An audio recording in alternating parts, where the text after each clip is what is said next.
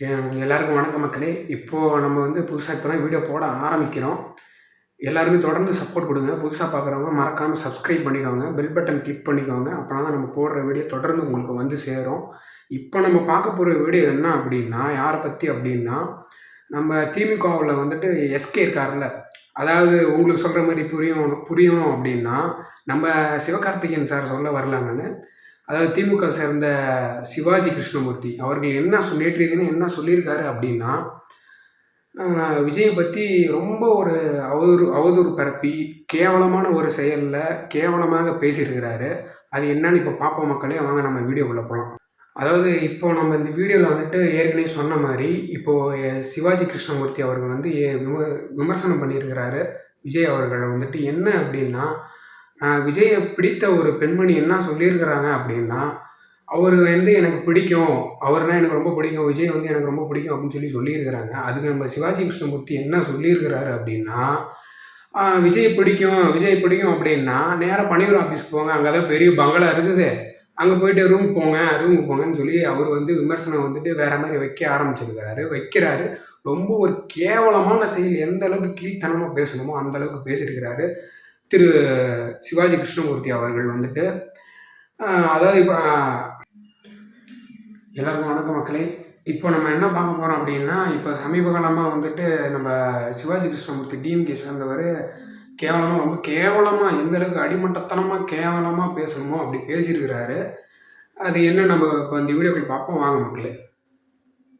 வணக்கம் மக்களே. இப்போ இந்த வீடியோவில் திரு சிவாஜி திமுக சேர்ந்தவர் சிவாஜி கிருஷ்ணமூர்த்தி தான் இப்போ நம்ம பேச போகிறோம். அடுத்தடுத்து இன்னும் நிறைய விஷயங்கள் இருக்குது, அதை பற்றி நம்ம பேச. தொடர்ந்து வீடியோவை சப்போர்ட் பண்ணுங்கள், தொடர்ந்து பார்ப்போம் வீடியோவை. வாங்க பார்க்கலாம் என்ன விஷயம் அப்படின்னு.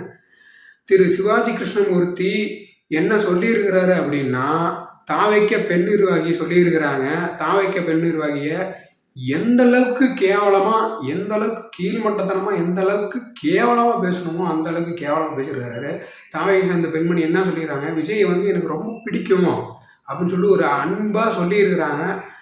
விஜய் பிடிக்கும் அப்படின்னு சொல்லியிருக்கிறாங்க. அதுக்கு வந்து சிவாஜி கிருஷ்ணமூர்த்தி வந்து என்ன சொல்லியிருக்கிறாரு அப்படின்னா, பனையூரில் பெரிய பங்களா இருக்குது, அங்கே போ அப்படின்னு சொல்லியிருக்கிறாரு. இவ்வளோ ஆபாசமாக, இவ்வளோ கீழ்த்தனமாக பேசுகிறாரு. அப்போ இதெல்லாம் இப்படி பேசுகிறாரு அப்படின்னா, திமுக தலைமைச் செயலகத்திலிருந்து அனுமதிக்காமல் எப்படி இவர் வந்து பேசுகிறாரு அப்படின்னு எனக்கு தெரியல. இது வந்து நாங்கள் வன்மையாக கண்டிக்கிறோம். இது ரொம்ப ரொம்ப கேவலமாக பேசுகிறாரு. இது வந்து பெண் சமுதாயத்தை அவமானப்படுத்துகிற மாதிரி இருக்குது. ரொம்ப கேவலமாக பேசியிருக்காரு. எந்த அளவுக்கு கேவலமாக பேசணுமோ அந்த அளவுக்கு கேவலமாக பேசியிருக்காரு. இப்போ வந்துட்டு இப்போ நான் ஒன்று சொல்லட்டுமா, இப்போ பெண் நிர்வாகி தவகை பெண் நிர்வாகி சொன்னதுனால, விஜய் பிடிக்கும் அப்படின்னு சொன்னதுனால, நீ பனையூரில் பெரிய பங்களா இருக்குது, ரூம் இருக்குது, போன்னு சொல்கிறீங்களே, அதே தான் இப்போ நானும் கேட்குறேன். திரு ஸ்டாலின் அவர்கள் வந்து அவரே சொல்லியிருக்காரு, எனக்கு விஜய் வந்து ரொம்ப பிடிக்கும். உதயநிதி ஸ்டாலின் அவர்கள் சொல்லியிருக்காரு, எனக்கு விஜய் வந்து ரொம்ப பிடிக்கும் அப்படின்னு சொல்லியிருக்கிறாரு. இப்போ அவரை வந்துட்டு நீங்கள் வந்துட்டு போக சொல்லுவீங்களா அப்படிங்கிறது என்னோட ஃபர்ஸ்ட் கருத்து. இது வந்து ரொம்ப ரொம்ப ரொம்ப அட்டிமட்டமான கீழ்த்தனமான ஒரு செயல்கள் அப்படின்னு நான் வந்து என்னோட சைடில் நான் சொல்லுவேன். இது உண்மையாகவே ரொம்ப ரொம்ப வந்துட்டு கண்டிக்கத்தக்க ஒரு செயல், கண்டிக்கத்தக்கான ஒரு வார்த்தை. ரொம்ப கொச்சையாக கேவலமாக பேசியிருக்காரு. இது ஒரு மேடையில் சொல்லியிருக்காரு. இப்போ ஒரு 4 நாளைக்கு முன்னாடி தான் இந்த வீடியோ வந்து அவர் வந்துட்டு ஒரு மேடையில் பேசியிருக்காரு. என்ன சொல்லியிருக்காரு அப்படின்னா, அவர் பேச அங்கே இருக்கிற மேடையில் இருக்கிற வந்து எம்எல்ஏ, அங்கே இருக்கிற மேடையில் இருக்கிறவங்க வந்து கட்சிக்காரங்க வந்து ஏதோ திமுக கட்சிக்காரங்க வந்துட்டு குலுங்கி சிரிக்கிறாங்க. ஒரு பெண் சமுதாயத்தை வந்து அவ்வளோ கேவலமாக பேசியிருக்கிறாங்க, உங்களுக்கு வந்து அவ்வளோ சிரிப்பாக இருக்குதா அப்படிங்கிறது என்னோட கேள்வி.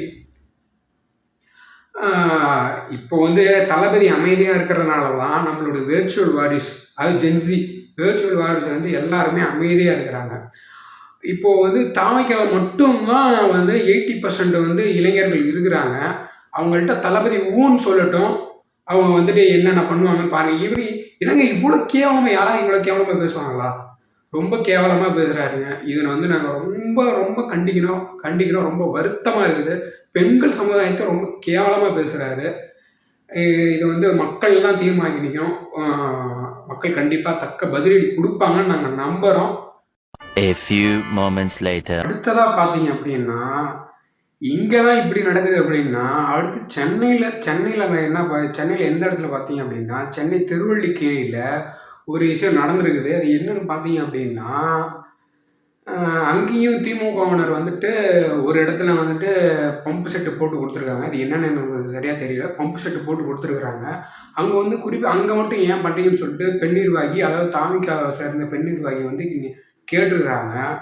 அந்த பெண்மணி என்ன பண்ணியிருக்கிறாங்க அப்படின்னா, அதாவது திமுகவினரும் விசிகவினரும் என்ன பண்ணியிருக்கிறாங்க அப்படின்னா, அந்த பெண்மணியை கல்லால் அடித்து மண்டையை உடைச்சி என்னென்ன பண்ணியிருக்கிறாங்க. அந்த பெண்மணி பாவம் மண்டையை உடைச்சி ரத்தம் வந்து தையல் போட்டு அந்த நிலைமைக்கு ஆளாக்கிறாங்க.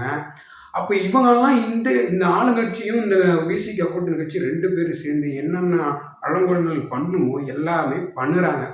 இதனால தான் நாங்கள் ஆட்சி மாற்றம் வேணும்னு சொல்லி நாங்கள் சொல்கிறோம். இப்போ இந்த மாதிரி இங்கே தான் எப்படின்னு பார்த்தீங்கன்னா, இப்போது இடையில இப்போ ரீசெண்டாக பார்த்தீங்க அப்படின்னா, பீகார் பசங்க ஒரு ஒரு குடும்பத்தையே வந்துட்டு சீரழிச்சிருக்கிறாங்க. நிறைய விஷயங்கள் நடக்குது. இதனால தான் நாங்கள் வந்துட்டு ஆட்சி மாற்றம் வேணும்னு சொல்லி நாங்கள் சொல்லியிருக்கிறோம். அவங்கள வந்து நாங்கள் ரொம்ப ரொம்ப ரொம்ப ரொம்ப வன்மையாக கண்டிக்கிறோம். இப்போ தான் சமீப காலமாக அந்த செய்தியை நான் பார்த்தேன். ரொம்ப ஒரு வருந்தத்தக்க செயலாக இருக்குது. ரொம்ப ரொம்ப ரொம்ப நாங்கள் கண்டிக்கிறோம். இது மட்டும் இல்லாமல் இப்போ இவங்க இப்படி பண்ணுறதுக்கான காரணம், இப்போ நாங்கள் ஏன் ஆட்சி மாற்றம் வேணும் அப்படின்னு நாங்கள் சொல்கிறோம் அப்படின்னா, இவங்க இவங்க இவங்க ஆட்சினாவே கொலை, பாலியல் எல்லாமே நடக்குது. ரவுடிசம் பண்ணுறது, போட்டு அடிக்கிறது, ஒரு நியாயத்தை கேட்டோம்னா போட்டு அடிக்கிறது, நீ என்ன கேட்குற அப்படின்னு சொல்லி போட்டு அடிக்கிறது, நியாயமான விஷயத்தை போய் கேட்டோன்னா கூட போட்டு அடித்து மண்டையை உடைக்கிறது.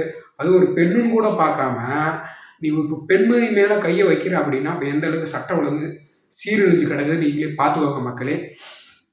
இதுதான் இப்போ உள்ள ஆளுங்கட்சியோட ஆட்சி. இப்போ இதுதான் நடக்குது. இப்போது இது ரீசனாக நடந்தது. இப்போ நியூஸில் நான் பார்த்தது ரீசனாக நடந்த ஒரு விஷயம். இது வந்து என்னோட 2வது கருத்து. இது முற்றிலும் உண்மையான ஒரு கருத்து, உண்மை சம்பவம். இதுதான் இந்த திமுக ஆட்சியில் நடக்கிற ஒரு சீர்கேடான ஒரு ஆட்சி, ஆளுங்கட்சி ஆட்சி. ஆளுங்கட்சி தான் எப்படின்னு பார்த்தா கூட்டணி கட்சி விசிக. ஏன்னா முக்கியமாக சொல்லணும், விசிக, திமுக, விசிக இவங்க 2 பேருமே சேர்ந்து தான் இந்த மாதிரி விஷயத்தெல்லாம் பண்ணிகிட்டு இருக்கிறாங்க. இதை நாங்கள் வன்மையாக ரொம்ப ரொம்ப ரொம்ப ரொம்ப வன்மையாக நாங்கள் கண்டிக்கிறோம். இப்போ அடுத்ததாக என்ன பார்த்தீங்க அப்படின்னா, காஞ்சிபுரம் மாவட்டம் ஸ்ரீபெரும்புத்தூர் செல்லப்பட்டி அப்படிங்கிற ஒரு பகுதியில் 3 பேரை கொலை செஞ்சு ஒரு குப்பை தொட்டியில் போய் போட்டு வச்சிருக்கிறாங்க. அதுவும் ஒரு 2 வயசு குழந்த, ஒரு ஆண், ஒரு பெண், 3 பேரையும் கொலை பண்ணி 3 குப்பை கிடங்கில் போட்டுருக்கிறாங்க. அதுவும் 3 குப்பைகள வேறு விதமான குப்பையில் போட்டிருக்கிறாங்க. இதுவே இப்போ சமீப காலமாக தான் கண்டுபிடிச்சாங்க. ஒரு 4 நாளைக்கு முன்னாடி கண்டுபிடிச்சிருக்கிறாங்க. அதுவும் துர்நாற்றம் வீசியதுனால, அதாவது ஒரு ஸ்மெல்லு வந்ததுனால இவங்க வந்து கண்டுபிடிச்சிருக்கிறாங்க. அப்போ எந்த அளவுக்கு வந்துட்டு சட்ட சீர்கேடு இருக்குது. இவ்வளோ ஒரு ஃப்ரீயாக ஒரு ஃப்ரீக்வன்சியாக ஈஸியாக கொலை பண்ணுறாங்க. இந்த ஆட்சியில் மட்டும்தான் இப்படி நடக்குது திமுக ஆட்சியில். இதுக்கு முன்னாடி வந்த ஆட்சியில் எப்படி இருந்தோ அது நமக்கு தெரியாது. இந்த ஆட்சியில் மட்டும்தான் இப்படி நடக்குது. ஈஸியாக கொலை பண்ணுறாங்க. இது ரொம்ப ரொம்ப ரொம்ப ரொம்ப ரொம்ப கண்டிக்கத்தக்க செயல். இதனால் வந்துட்டு அதர் ஸ்டேட்டுக்காரெல்லாம் வந்துட்டு ஈஸியாக தமிழ்நாட்டில் வந்து நம்பிக்கையோட வரான், ஈஸியாக கொண்டுட்டு போகிறான். வரப்போகிற மக்கள் எல்லாத்தையுமே ஈஸியாக கொண்டு போயிடுறானுங்க. பாடி ஈஸியாக டிஸ்போஸ் பண்ணி 3 குப்பைத்தொட்டியில் பிரித்து போட்டுக்கிறானுங்க. அவ்வளோ ஈஸியாக வந்துட்டு குப்பைத்தொட்டியில் கொடுத்துன்னு என்ன தான் பண்ணுதுன்னு எனக்கும் தெரியல காவல்துறை. அந்த அளவுக்கு சட்ட ஒழுங்கு சீர்கேடு அப்படி இருக்குது. இது என்ன பண்ணுறதுன்னு எனக்கும் தெரியல. ரொம்ப ரொம்ப ரொம்ப வருந்தத்தக்க செயலாக இருக்குது. இதேமாரி இப்படி தமிழ்நாடு போயிட்டு இருந்துச்சுன்னா இது ஒன்றுமே பண்ண முடியாது.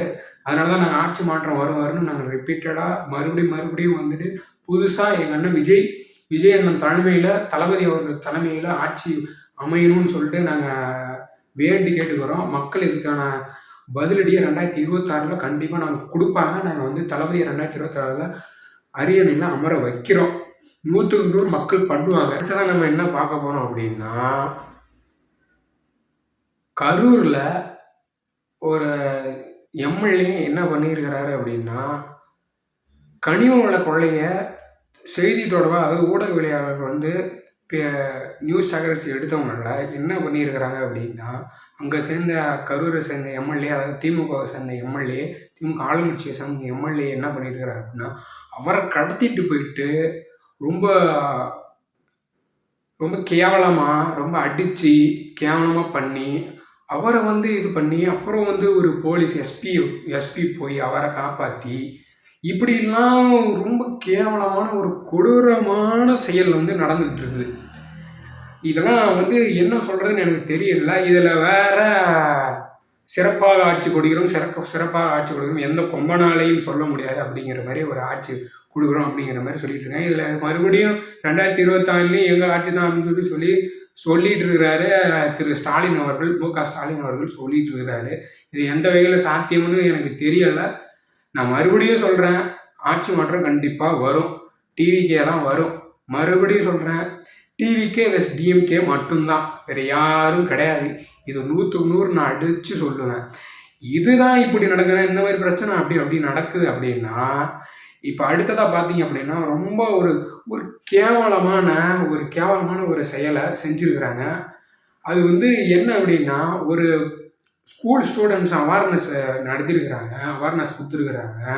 அதுக்கு என்ன பண்ணியிருக்கிறாங்க அப்படின்னா, ஸ்கூலில் அவேர்னஸ் கொடுக்கறதுக்கு யாரை கொண்டு வந்து யாரை வச்சு அவேர்னஸ் கொடுக்கணும் அப்படிங்கிற ஒரு விஷயம் இருக்குது.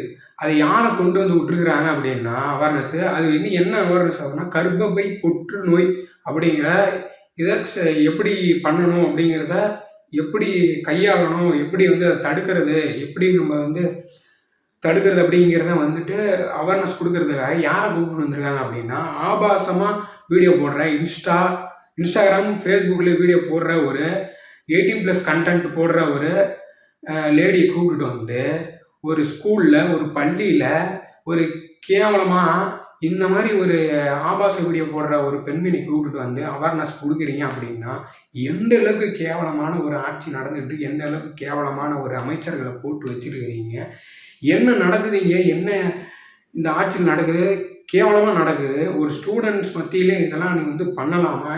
இது ரொம்ப ரொம்ப ரொம்ப ரொம்ப தப்பான ஒரு செயலாக நான் சொல்கிறேன்.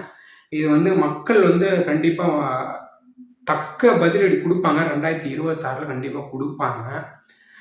இது ரொம்ப மோசமாக நடக்குது. இதுதான் அப்படின்னு பார்த்தீங்கன்னா, இப்போது இவங்க ஆட்சியில் சும்மாவா சொல்லணும், ஏகப்பட்ட ஸ்கூலு மூடியிருக்காங்க, 207 ஸ்கூலு மூடியிருக்கிறாங்க. ஒரு ஸ்கூல் படிக்கிற பொண்ணு ஒருத்தன் கத்தியால் வெட்டுறான். இதுக்கு கேட்டால் கல்வித்துறை அமைச்சர் மகேஷ் பொய்யாமொழி அவர்கள் கேட்டாங்க, வெளியிலையா உள்ளேயான்னு சொல்லி கேட்குறாரு. இது என்னங்க, இது என்ன நியாயம்னு எனக்கும் தெரியல. இதெல்லாம் கண்டிப்பாக மக்கள் பதிலடி கொடுப்பாங்க, கண்டிப்பாக கொடுப்பாங்க. 2026 தளபதி அவர்களை நம்ம அரியணையில் ஏற்றுறோம். இது 100க்கு 100 உண்மை. நம்ம அவரை ஏற்றுறோம். இது ரொம்ப சீரழிஞ்சு போய் கிடக்குது இவங்க ஆட்சியில். இதில் மறுபடியும் 2026 நாங்கள் தான் ஆட்சி அமைப்போம் அப்படின்னு சொல்லிக்கிறாங்க. அது கண்டிப்பாக உண்மை கிடையாது. கண்டிப்பாக வரவும் மாட்டாங்க. கண்டிப்பாக தளபதி விஜய் அவர்கள் முதலமைச்சர் அரியணையில் கண்டிப்பாக நம்ம ஏற்றுவோம். மக்கள் ஏற்றி வைப்பாங்க. மக்கள் புதிய ஒரு ஆட்சி தொடரணும்னு எதிர்பார்க்குறாங்க, புதிய மாற்றம் தொடரணும்னு எதிர்பார்க்குறாங்க. கண்டிப்பாக இது நடக்கும், நடந்தே தீரும். 2026 இதுக்கான மாற்றம் கண்டிப்பாக நடந்து தீரும். தலைவர் வருவார், கண்டிப்பாக நல்ல ஆட்சியை கொடுப்பாரு. சட்ட ஒழுங்கு சீர்கேடு கண்டிப்பாக நல்ல விதமாகவே நடக்கும், நல்லதாகவே இருக்கும்னு நான் இதை முடிச்சுக்கிறேன். தொடர்ந்து நம்ம வீடியோவை சப்போர்ட் பண்ணுங்கள், சப்ஸ்கிரைப் பண்ணுங்கள். தொடர்ந்து நம்ம வீடியோ மேலும் மேலும் ஃபுல்லாக இதுக்கப்புறம் நான் உங்களுக்கு வீடியோ நல்ல நல்ல வீடியோவாக என்னென்ன நடக்குது, இவங்க இந்த ஆட்சியில் என்னென்ன கொடுமை பண்ணுறாங்க, என்ன நடக்குதுன்னு உங்களுக்கு தெளிவாக நான் கொடுக்குறேன். மறக்காமல் நம்ம சேனலை சப்ஸ்கிரைப் பண்ணிக்கோங்க, பெல் பட்டன் கிளிக் பண்ணிக்கோங்க. அப்படின்னா நம்ம வீடியோ தொடர்ந்து உங்களுக்கு வரும். தேங்க்யூ மக்களே, தேங்க்யூ.